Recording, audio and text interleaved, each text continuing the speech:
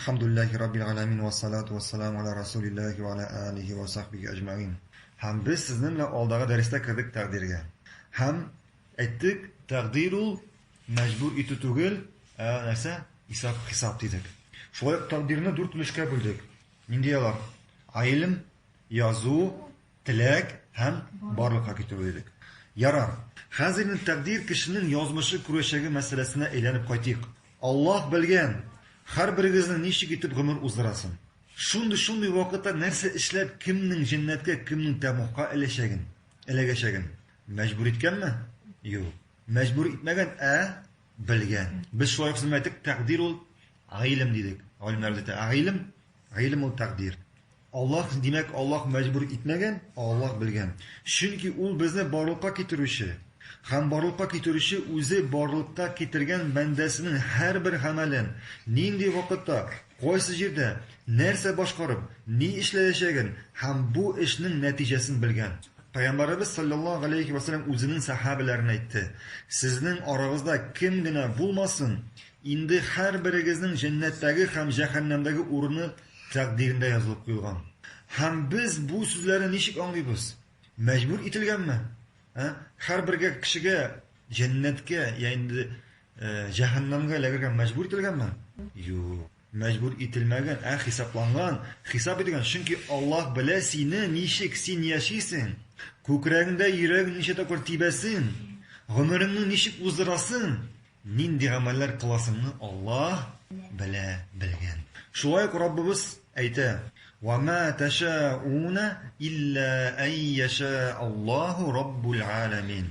Ham siz tilamayashaksiz dey Alloh, agar alamlarning Robbisi Alloh tilamasa. Nechik anglargan buni? Alloh bizda kishilarga tilak borliqqa keltirgan. Lekin bizning tilak albatta Allohning tilagidan ayrilib turadi. Allohning tilagi uning buyukligine to'g'ri keladi.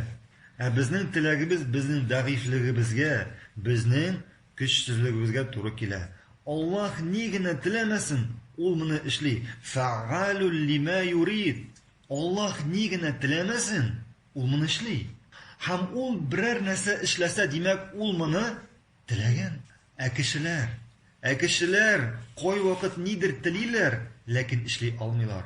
Anladingizmi buni? Alloh nigina tilamasin, ularni ishlaydi. Kishilar nigina tilamasinlar, borisini ishlay olarmi? Yo'q. Aytik, ertadan bir kishi kibitga borg'ajina, ertadan kibitga borg'atili. Ertadan tura, lekin nindir mashaqqati kelib chiqa, kibitga bora olmay. Masalan, mashinasi o'tgan. Demak, u tiladi, Alloh tilamagan. Alloh tilamagan. Ko'p ishroqda tilamagan narsani ishlaymiz. Ko'p ishroqda tilamagan narsani ishlaymiz. Masalan, kishining ertadan turib ishga borasi keladimi? Yo'qsinan turib. Yo'q. Narsa bor ekan. Ya endi kimning больницаga borib, masalan, shifoxonaga borib yotasi keladi. Og'riq. Keladimi? Yo'q. Demak, kishi qo'y vaqtda tilagan narsasini ishlay olmaydi. Ham shunday qo'yotda tilamagan ko'p ishroqda tilamagan narsasini ishlaydi. Alloh narsa tilay shuni ishlaydi. Narsa tilay shuni fa'alul lima yurid. Ham narsadir bo'lsa, buni Alloh demak tilagan. Alloh tilamagan narsa bo'ladimi? Yo'q. Ham shunday bizning bilan biror narsa bo'ldi ekan, yaramay aytirga, agar shunday ishlasam boshqacha bo'lar edi deb. Yo'q, mana shunday bo'lar edi. Chunki buni Alloh mana shunday tiladi. Ham nindigina qo'yg'i hasrat kelmasin, musulmon kishisi anglay, mu'min kishisi anglay, mening taqdir ham albatta menda Allohning hikmati ekanini. Kimdir aytirga mumkin, nechik endi qo'yg'i hasrat Allohning hikmati bo'lsin deb. Menga qo'yg'i hasrat keldi, og'ir menga, asil Allohning hikmati deb aytasin deb aytirga mumkin. Inshaalloh hozir siz buni anglaysiz. Alloh Qur'onda keltiradi bizga Musa ham Xidr bilan voqeani. Qaf surasida. Musa alayhissalomdan bir kunlardan bir kuni xalqi so'radi. Ya Musa dedi. Kim eng ko'p bilishi? Musa alayhissalom aytdi, men dedi. Ham shunda Alloh Musa alayhissalomga indirdi, yo'q dedi. Yer sharinda bor bir banda ol sendan ko'proq biladi dedi. Ham Musa alayhissalom shunda o'q nishladi, ketdi shu kishi yoniga. Ne uchun? Ilm olish uchun. Musa alayhissalom Xidr bilan uchrashqach, so'radi, ondan әйтте аңа өйрәт мине диде. Синдәге булган гыйлемгә өйрәт мине диде. Һәм мине үзем белән ал диде. Хидр әйтте, син минем белән бара алмаячаксың, син минем белән түзә алмаячаксың, чөнки синдә бу гыйлем юк диде. Һәм шунда Муса алейхиссалам сорады аның белән барырга. Һәм сүз бирде, әгәр Аллаһ җиңеләйтсә, мин түземле булырмын диде. Шулаймы? Һәм алар киттеләр һәм иң беренче аларга елга аркылы чыгарга кирәк иде. Һәм шунда бар иде бер кеше, көймә белән кешеләрне елганың бер ягыннан икенче елгага чыгаручы. Һәм аларны елганың икенче ягына чыгаргач, чыгып җиткәндә Хидр көймәнең төбен ватты, бер тактасын кайрып чыгарды бу көймәне. Муса алейхиссалам моны күргәч әйтте, син нәрсә эшлисең диде. Безне бу кеше елганың икенче ягыннан чыгарды бу мискин, ә син аның көймәсен ваттыңмы диде. Һәм Хидр әйтте, мин бит сиңа әйттем, син түзә алмаячаксың дип. Шуннан соң алар киттеләр, керделәр бер авылга, кирип җиткәч, Хидр бу авылда күрде бер бәләкәй сабыйны һәм шуның муйнын бурып бу сабыйны үтерде. Башын бурып бу сабыйны үтерде. Муса алейхиссалам, Аллаһның илчесе, Аллаһның пәйгамбәре бу хәлне күргәч, гаҗәпсенеп сорады: "Әллә син бер гынахсыз җанны хаксыз үтердеңме?" дип сорады. Һәм Хидр әйтте, мин бит сиңа әйттем, син түзә алмаячаксың дип. Һәм шунда бар иде бер җимерек бер койма, һәм булар бу җимерек койманы торгыздылар. Һәм Муса алейхиссалам әйтте, Муса әйтте, әгәр син теләсәң, безгә бу кешеләрдән ризык сорый алыр идең ди.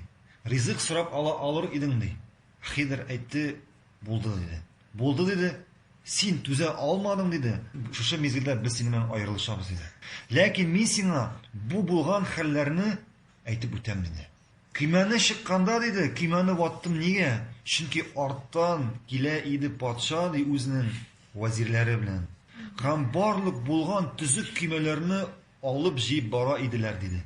Һәм бу мискиннең көймәсенә тимәсеннәр өчен мин бу көймәне ваттым диде. Шуннан соң бу малайны нигә үтердем? Бу сабыйны нигә үтердем? Чөнки бу сабыйның әти-әнисе мөэминнәрдән, тақва бәндәләрдән, Аллаһка гыйбадәт кылучылардан. Ләкин бу сабый үсеп җиткәч, кафирләр арасыннан булыр иде. Кафирләр арасыннан булыр иде, күфрлек кылучылардан булыр иде һәм әти-әнисенә зулымлык китереп, һәм бу сабый аркасында әти-әниләре үзләренең диннәреннән кире кайтырлар иде ди. Без сезгә әйттек, Аллаһ Тәала белә нәрсә буласын, һәм бу нәрсә булмаса, ничек буласын белә иде. Һәм Аллаһ аңа бу әти-әнигә башка сабый бирәчәк. Башка сабый җибәрәчәк. Тақва мөселманнардан булучы һәм әти-әниләренә игелекле булучы сабый җибәрәчәк диде. Һәм өченчесе әйтте, мин бу койманы торгыздым диде. Чөнки бу койма астында күмелгән хәзинә, байлык, бу шәһәрдә, бу авылда яши 2 ятим диде. Һәм буларның әтиләре шушы койма астына күмеп калдырды хәзинә, байлык диде. Һәм без теләдек, Аллаһ теләде диде. Шушы сабыйларның бу хәзинәне үсеп җиткәч, авылларын табып, авылларын шуңа күрә мин бу койманы торгызып куйдым шушы байлык өстендә диде. Һәм Хидр әйтте, һәм мин үземнең акылымнан, үземнең теләгем белән бер нәрсә эшләмәдем. Һәрбер гамәле аның кем иңдергән иде? Һәрбер гамәле аның кемнән иде? Аллаһтан иде. Күрдегезме? Хикмәт. Без бит әйттек, ничек инде кайгының хикмәте, ничек инде һәрбер кайгының, хәсрәтнең хикмәте булсын дидек. Кемнеңдер баласы үлде. Бу әти-әнинең баласы үлде. Беренче алар күргәч, әйбәттә кайгырачаклар. Ләкин монда аларга нәрсә? Файда. Чөнки алар бит белмиләр бу баланың үсеп җиткәч кафир буласын. Аллаһ белә. Көймә ватылды. Көймәне ватты Хидр. Әлбәттә көймәнең хуҗасы кайгыраманы. Көймәнең хуҗасы кайгырачак. Хәтта Муса, Аллаһның пәйгамбәре, моны күргәч аңламады. Шаккатты, нигә син болай эшлисең диде. Ләкин монда Аллаһның хикмәте иде. Һәм бу көймәнең хуҗасына монда бар тик файда иде. Бу көймәнең хуҗасына монда бар тик файда икән, ләкин моны көймәнең хуҗасы белдеме? Муса алейхиссалам моны белдеме? Юк, моны кем белде? Моны Аллаһ белде. Һәм монда hikmat edi bu kishiga. Bunda foyda edi bu kishiga. Bunda Allohning hikmati edi. Ham shunga ko'ra biz aytdik, har bir narsada Allohning hikmati, ham Alloh bilishi narsa bo'la, nishik bo'lgan, qoida narsa bo'lganin, ham qoida narsa bo'lashag'in, ham bulay bo'lmasa nishik bo'lashag'in. G'olimlarimiz Qur'onni ham sunnatni o'rgangandan so'ng Allohning tilagini ikkiga bo'ldilar. Kavniya va shar'iyya. Birinchisine kelganda kavniya. Narsa ul kavniya? Kavniya ul chin borliq. Ya'ni rus tilida bular bitiyo. Bizning aylana tira, kishilar, yer shari, quyosh, alamlar ham bular butun narsa kavniya. Hammanda, ya'ni kavniyada Alloh tilagan narsagina bo'la ola. Ham biz bir narsani da o'zgartira olmaymiz. Misol uchun, biror biz yomg'irni yog'dira olamizmi? Ha? Yo'q. Endi quyoshni 5 minutga bo'lsa da iterek chiqarib bo'ladimi? Chiqara olamizmi? Yo'q. Endi biror-bizdan so'radilarmi tug'anchi? Nindi senga sin berik, nindi senga ravush berik, ko'pmi senga umr berik deb so'radilarmi biror-bizdan tug'anchi? Yo'q. Ham endi biror-biz umrimizni 1 minut qolsa da uzaytira olamizmi? Yo'q. Ham bu butunisi kavniy. Hammanda bordik Alloh tilagan narsaga bo'lib. Anladingizmi? Ikkinchisine kelganda ikkinchisi shar'iy dedik. Aymi? Bunda endi kishining ixtiyori bor. Ko'p kishi yolg'isha. Agar men tamoqqa ilaksam, demak buni Alloh tilagan, ya'ni Alloh majbur etgan deb. Gunoh ishli yo'l. Nega gunoh qilib yurishsin degach, demak Alloh shulay yozgandir endi meni. Albatta Alloh tilami bir bandasini da o'tqa kirtirgan. Akirisincha Alloh tili har bir bandasini jannatga kirgan. Ham bandasi jannatga kirsin uchun borliq sababini da qilgan. Ya'ni jannat yo'lini ko'rsatirgan kitobini indirgan.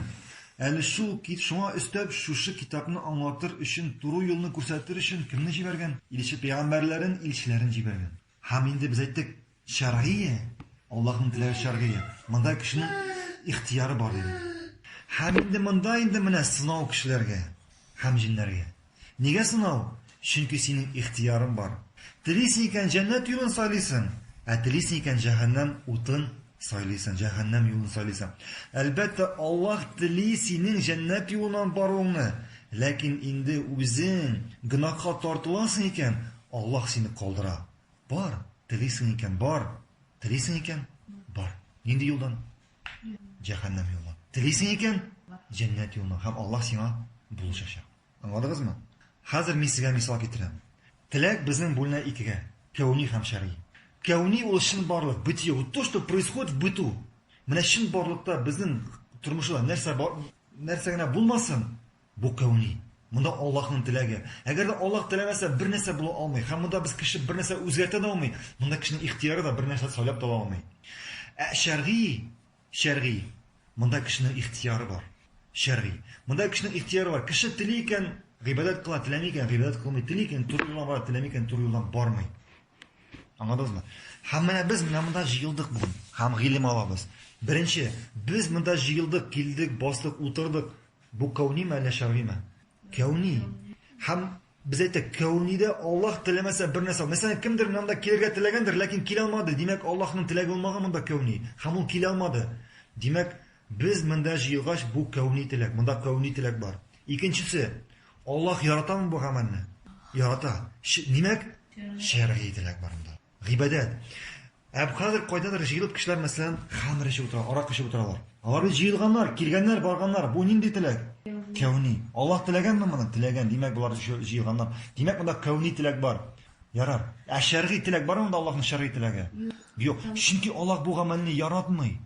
Аллаһ теләми. Шуңа күрә, карагыз. Без әйттек, кәүни теләк дидек. Кәүни теләк дидек. Бар дип Аллаһ теләсә генә була. Һәм кешенең монда ихтияры юк. Шәргый теләктә кешенең ихтияры бар. Һәм монда Аллаһ теләгән әйбердә була, һәм теләмәгән әйбердә була. Шәргыйдә. Аңладыгызмы? Аллаһ яратамы гөнаһны? Юк, яратмый. Ләкин кемдер гөнаһ эшли? Аллаһ бит моны яратмый. Гөнаһ эшли. Кемдер әйтергә мөмкин, ничек Аллаһ теләмәгәч, Аллаһ бит галәмнәрнең Раббысы. Нигә соң аларга рөхсәт иткән? Блайт шлайтырып җигел гөнаһ эшләргә дип. Аллаһ яратмаса дагы, чөнки монда Аллаһның хикмәте бар. Монда Аллаһның хикмәте бар. Әгәр Аллаһ аларга шулай эшләргә рөхсәт итте икән, монда Аллаһның хикмәте, без моны аңламасак та, монда Аллаһның hikmeti var. Anladınızmı? Kimdir günah işli, kimdir gıybette. Niye şulay? Bunda Allah'ın hikmeti var. Hem biz bu narsani anlay olmaymiz. Anladınızmı? O'zimizning aql bilan, o'zimizning zaif aqlimiz bilan. Nega Alloh kimgadir masalan gunoh ishlarga ruxsat etadi? Kimnidir g'iybatda bora. Biz aytdik, agar Alloh tilasa barliq kishini yasar edi g'iybat qilishlardan aytdi. Barliq kishilar ham jinlar Allohga g'iybat qilar edi. Misolni anladingizmi? Ikki turkum bilan. Mana biz bunda yildik, aytdik bu kavniy ham shar'iy. İkinci yılda kişiler yıllar günah işli, bunda kavni lakin şer'i yok dedi. Endi nega günah işliysen? Ni için namaz okumaysan deb so'ragach, menga shulay yozilgandir endi deb aytgan kishiga bir necha so'rov berib bo'lar. Ham u o'zining durust so'lamavini o'zi anglaydi. Birinchisi, alhamdulillah Alloh har bir bandasini tabiiy asl bilan, ya'ni fitr bilan to'ldirgan. To'g'ri. Nindigina gunohli buzuq kishi bo'lmasin, ko'ngilida u bu ishlagan gunohini yaratmay. Nindigina gunohli kun sayin gunoh qilib yuri turgan kishi bo'lmasin, u bu ko'ngilida ishinde narsagini aytmasin, u bu gunohini yaratmay. Nega yaratmay? Masalan, aytik kishidan aybir urlovchi. Agar onun o'zining biror narsasini urlasalar, bu ona ishi yashaqmi? Ko'rdingizmi? Endi zina qilib yurishi masalan, boshqa xotinlar bilan zina qilib yurishi, agar shu zina qilib yurishi kishining onun xotini, ya endi onun qizi bilan boshqa kishi zina qilsa, bu ona ishi yashaqmi? Yo'q albatta. Ya endi masalan, aytdik sen сөйләшеп o'tirganda, masalan, shu kishidan aytdik bu, nini kishidan сөйләшеп o'tirganda, bu gunoh ishlasam, bu gunohni men ashlo yozgan, bu men taqdirim, ham men bir narsa o'zgarta olmayman deb aytgan kishiga. Sen uni сөйләшеп turganda og'zingga ketirib kibasan bir nima. Oyağım bilan. Hamşan ayağımı tozla. Yok men bu o'zim tugul, bu oyoq o'zi senga tepdi, bu sen ashlo yozgandir desam. Hamşan og'zina tog'ni ikkinchi oyog'ini ikki tarafa ketirib kibasan birini. Yaxshilab, qotiytirib. Ham birini boshına ketirib so'rasan. Yo'q, bu men tugul, bu men ashlo yozgan, bu men taqdirim deb aytasan. U sen ashlo aytashak. Ye, bu menga taqdir, jazakalloh xayr deyshakmi? Senga yaxshilab javob berashak. 5 taqir tugul, 10 taqir so'rashak, shloymi? Anladınızmı endi? Bu kishilarning so'zlari durust tugul ekan, anladingizmi? İkincisi, Allohning taqdirine siltanib, Alloh shulay tilagan endi deb Allohning qo'shgan amrlarini qoldirgan kishi shundoqda ul aldali. Nega aldali? Qo'yan bilsin u Alloh narsa tilagan. U yerda Alloh shulay tilagan deb. Qo'yan bilsin u Alloh shulay tilaganin. Masalan, biz ana so'raymiz. Nega sen namoz o'qimading? Masalan, fajr namozini nega o'qimading? O aytashak, Alloh shulay tilagan edi, men o'qimasqa deb. Yara biz ana so'raymiz. Abına oldu zuhr namazı. Bizden so'raymiz. Sen zuhr namazı o'qira borasizmi? O aytalarmi? Yo'q, men Alloh shulay tilagan deb. Abi boralar shulay bit. Ana bitta oyog'i bor, boralar bit. Demak endi bundan narsa o. Oldi. Yarar. Ham biz bu kishidan so'raymiz. Jannat bilan tamuq bormi? Agar musulmon kishi bo'lsa, albatta aytashak. Jannatda bor deb, tamuqda bor deb. Shulaymi? Ikkinchi so'rov. Jannat yo'li ham jahannam yo'li belgilimi? Belgilimi? Albatta belgili. Jannat yo'li belgili, Alloh taolo bizga ko'rsatgan. Ham jahannam yo'li belgili. Uchinchi so'rov. Asinin qo'ya ilagasin kela. Asinin qo'ya ilagasin kela. Albatta aqlli kishi nasal javob berishi? Jannatga deb. Ham to'rtinchisi. So'ng jannatga ilagasin kelgach, ishla jannat amallari. Bor jannat yo'ldan. Shunga ko'ra yaramay o'zing tilab ishlagan gunohlarni taqdirga siltargan. Endi turmushimda biror qo'yg'i bala qazo bo'ldi ekan, bu ishroqda endi aytib bo'lar. Bu ishroqda endi aytib bo'lar taqdir deb. Chunki sen meni tilamading. Chunki bu sening tilagingdan tish keldi. Lekin nigina bo'lmasin, bunda Allohning hikmati dedik. Bunda Allohning hikmati dedik. Tag'in 15 bitiramizmi? Yara. Oxirgisi. Alloh o'zining bandalaridan qilgan amallari uchun so'rayashadi. Lekin bu amallar ikki shartga to'g'ri kelirga tegish. Agar to'g'ri kelmasa, Alloh so'ramaydi. Bu ikki shart nindi? Ya'ni nindigina amal qilmasin, Alloh taolo undan so'raydi.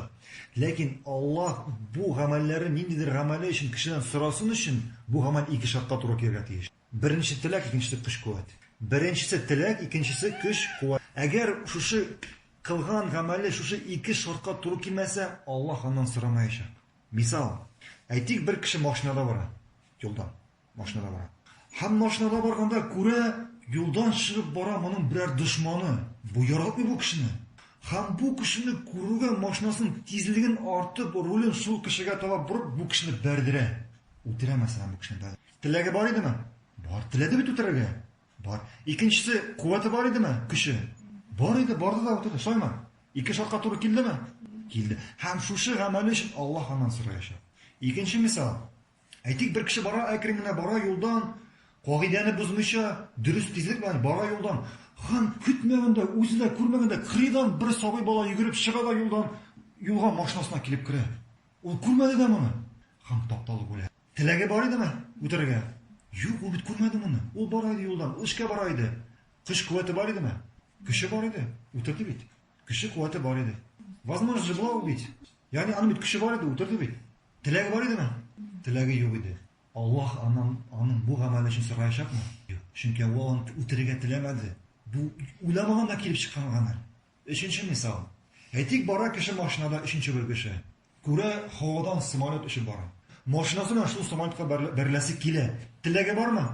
Теләге бармы? Әйе, теләге бар. Бәреләсе килә бит. Кыш куәте бармы? Юк. Тели, ләкин бәрелә алмый. Аңладыгызмы? Аллаһ аның бартык нияте өчен сораган. Чөнки ул аны эшләргә теләде. Нияте өчен Аллаһ сораган микән? Карагыз. Икенче мисал. Бер кешене бәйләп куялар даган, мәсәлән, мусульман кешене. Һәм ирексезләп авызына аракы куялар. Ул моны теләдеме? Юк. Аның монда теләге дә юк иде. Көч куәте дә юк иде. Аны ирексезләп ишеттеләр. Моның өчен Аллаһтан сораячакмы? Юк. Өченче мисал. Әйтик, ниндидер Мөхәммәд китә мәчеткә намаз укырга. Бара мәчеткә намаз укырга, өйдән тәһарәт ала, һәм юлда барганда моның тәһарәте бозыла. Мәчеткә барганда. Мәчеткә килеп җиткәч, бу оныта үзенең тәһарәте бозылган. Уйлый, тәһарәте бар дип. Керә, камәт әйтәләр, керә намаз укый. Намаз укый һәм кайтып китә өенә. Уйлый, тәһарәте бар дип, намаз укыган дип, кайтып китә өенә. Моның намазы кабул булачакмы? Булачак. Чөнки бу ул бит белмәде. Ул бит уйлады, аның тәһарәте бар дип, һәм намазын укыды дип. Ул онытты. Онытылып кына тәһарәтсез намаз укыды. Аның намазы кабул булачакмы? Әйе, булачак. Аңладыгызмы инде ике шартны, кыш һәм куәт икәнен? Һәм без әйттек, әгәр гамәл шушы ике шартка туры килсә генә, Аллаһ бәндәсеннән сорар. Алдагы темабыз хидая һәм идләл. Хидая һәм идләл турында. Хидая ул тәүфиq, ә идләл ул хузлан. Хәзер сынамлашабыз. Аллаһ Тәгалә әйтте: "Ва май яхдиллаху фахуа аль-муhtad, ва май юдлил фалан таҗида лахум әүлия мин дуния." Кемне Аллаһ туры юлга бастырса, ул туры юлдан бара. Кемне Аллаһ адаштырса, үзенең ярдәменнән калдырса, аны беркем дә Аллаһның газабыннан коткарып кала алмас. Күп кеше уйлый, әгәр ул бүген адашуда гынахта икән, Аллаһ шушы юлга аны мәҗбүр итеп бастырган. Әлбәттә, бу дөрес түгел дидек, әйеме? Кайберәүләр уйлый, әгәр ул бүген гыйбадәттә туры юлда икән, бу аның үзеннән, аның тырышлыгы өчен дип. Бу да дөрес түгел. Кем бүген туры юлда, димәк, аны Аллаһ шушы туры юлдан алып бара. Ул теләде шушы туры юлны, ягъни бу бәндә теләде шушы туры юлны, һәм Аллаһ аңа булышты. Тәүфиq, бастырды шушы юлга, көч бирде һәм даимән саклый ялгышудан, адашудан. Әгәр Аллаһ калдырса ярдәменнән, ул аннан бара алачакмы бу туры юлдан? Әгәр бер кеше ялгышуда икән, адашуда икән, гынахта икән, аны Аллаһ бу юлга бастырдымы? Мәҗбүр итепме? Юк. Ул моны үзе теләде, ягъни бу бәндә бу гынахны үзе теләде, Аллаһ аны бары тик ярдәменнән калды. Менә монысы булды нәрсә? Хузлан. Монысы булды хузлан. Калдырды Аллаһ аны хидаятеннән. Чөнки Аллаһ калдырса, беркем дә туры юлдан бара алмаячак.